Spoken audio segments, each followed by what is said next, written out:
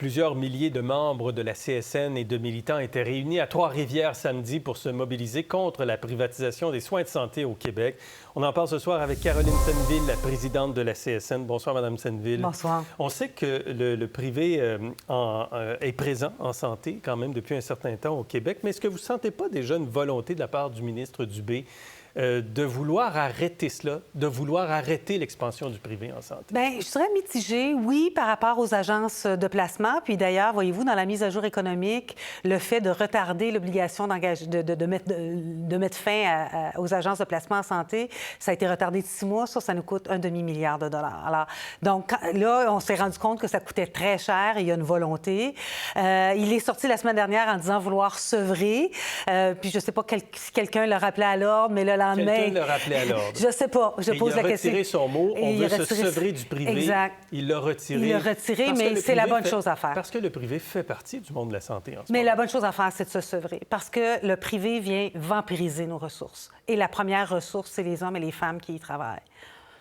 Mais le Collège des médecins, par exemple, est sorti contre la commercialisation des soins de santé. Puis vous le dites, les agences privées en santé, on veut en sortir d'ici maintenant 2026. Est-ce qu'on s'en va quand même pas dans la direction, peut-être pas du sevrage, mais d'une réduction de l'appel au secteur privé?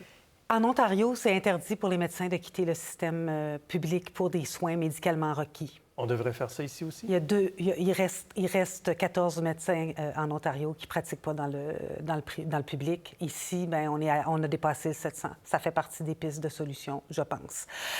On a adopté, il y a plus d'1 an, un règlement qui permettait la double pratique dans le privé et dans le public pour la télémédecine. Ça, c'est pas un pas vers l'avant. On a augmenté le nombre d'augmentation dans les centres médicaux spécialisés.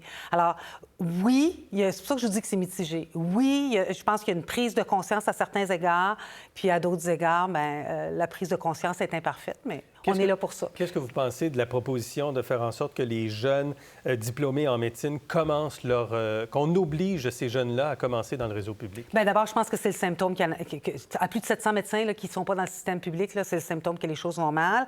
Après ça, bien, il y a peut-être des questions de charte, de constitutionnalité de cette mesure précise-là. Mais chose certaine, ça fait partie aussi du contrat social qu'on a au Québec. Les médecins, qu'ils soient omnipraticiens ou spécialistes, paient le moins cher de toute l'Amérique du Nord pour leurs études. Et moi, je pense que c'est quelque chose qu'il faut qu'ils continuent, mais en contrepartie, servir l'ensemble de la population. Ouais.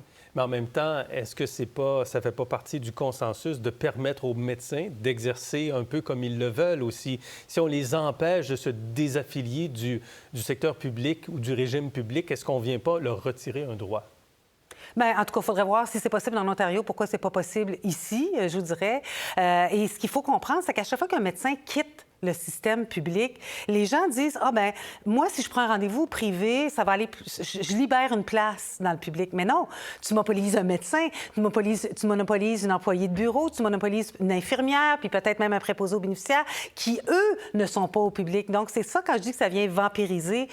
Puis, effectivement, le Collège des médecins est sorti surtout contre la commercialisation de la médecine, et c'est vers ça qu'on glisse aussi. Mais est-ce que les cliniques privées, par exemple, à but lucratif, peuvent avoir un rôle à jouer, compte tenu que les listes d'attente en chirurgie, par exemple, ne sont pas en train de raccourcir en ce moment, que le réseau public manque de bras un petit peu partout? Est-ce qu'il n'y a pas un rôle pour le privé dans le secteur de la santé? Bien, vous savez, si on a la même quantité d'eau, que je le mette dans un verre ou dans 2 verres, là, ça ne fera pas plus d'eau. Alors, quand vous envoyez quelqu'un au centre médical spécialisé, là, bien, tout le personnel qui est là pour s'occuper de lui, il n'est pas dans le public. Le public, là, c'est pas de salle d'opération dont on manque, c'est de personnel. Et le personnel qui est dans le privé, c'est de jour, la semaine, tous les autres, ils se désarment à travailler le soir, les fins de semaine. Si vous allez dans un centre médical spécialisé, bien, vous partez à 4h moins quart parce qu'à 4h, ils ferment. En rentrant, vous allez signer une décharge parce que si vous avez des complications, c'est le système public qui va vous prendre en charge.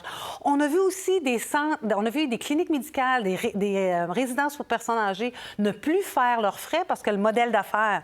En tout cas, modèle d'affaires et santé, moi, j'ai des problèmes. Mais disons, le modèle d'affaires, justement, ne crée pas les profits importants. Donc, on a modifié les contrats pour les centres médicaux spécialisés. Leur marge de profit est passée de 10 à 15 Est-ce que c'est de l'argent public bien dépensé?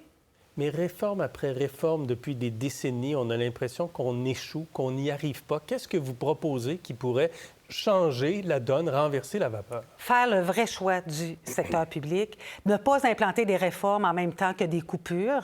Je pense, en tout cas, moi, j'ai été déçue de voir déçue, c'est un euphémisme, mais de voir Mme Biron sortir en disant, bien, moi, ma mission, c'est pas de rebâtir le réseau, c'est pas que les gens aient accès. On a fait un sondage, 43 des gens qu'on a sondés via Léger Léger se sont privés de soins de santé faute d'accès. Non, ce qui fait la manchette, c'est qu'il faut couper.